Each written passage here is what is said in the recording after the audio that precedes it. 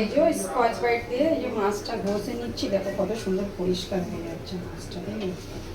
এই তো মাছটা কালো আছে, এই পিঠটা দেখো টানলে এরকম করে দেখো পুরো সাদা হয়ে গেল, দেখো কত সুন্দর হয়ে গেল।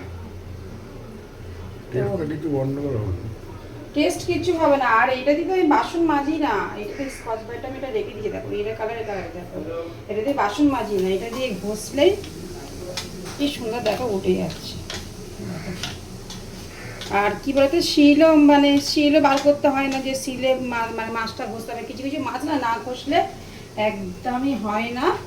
তার জন্য এই স্কচ ব্রাইটটা আমি এটা রেখে দিয়েছি। এটা তো এটা দিয়ে আমি এই মাছগুলো ঘষে নিই, এটাতে আমি মাছগুলো ঘষে নিই, এই স্কচ ব্রাইটটাতে আমি বাসন আর মাজি না।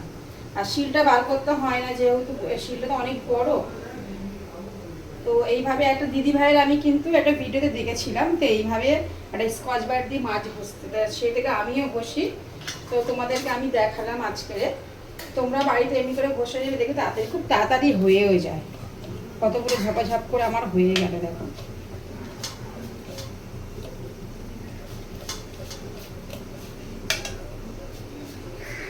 তো চলো এটা ধুয়ে ফের রেখে দিই, ফের এটা আমি ইউজ করি ফের।